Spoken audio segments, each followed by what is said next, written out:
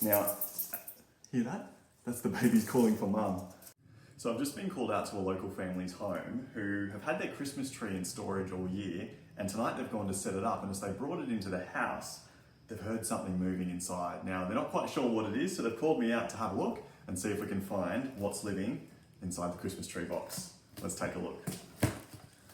There's quite a strong smell. I can definitely smell something. It doesn't smell like rodents to me. It smells a little bit different.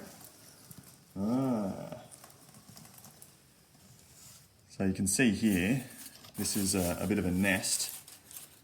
And again, from this smell, I don't think it's rats or mice. A nest like this is typical of a native Australian marsupial. Let's have a look and see what's in here. Oh, have a look at that.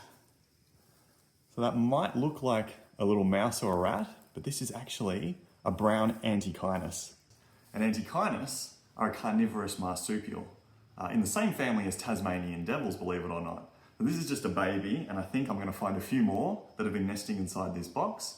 And they grow to about the size of a small rat, but they are carnivorous marsupials. They've got really sharp teeth, and they catch and feed on small insects and bugs, and they're quite amazing little creatures. So I'm going to keep digging through and see how many more are living inside this box.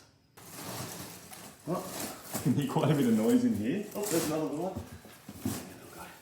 Geez, they're quick. There we go. Antechinus number 2. That's all right, little fella.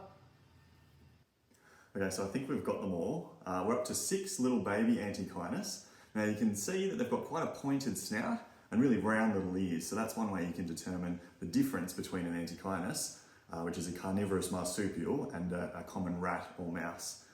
So we've got these 6 little babies. Now, hear that? That's the babies calling for mum. Oh, now we did see something run out of the box, so I think mum is actually in the living room here somewhere. I think she's headed under the couch, so I'm going to try and catch her, because ideally we want to reunite mum with the babies, because she would still be feeding them milk, and they'd be quite dependent on her.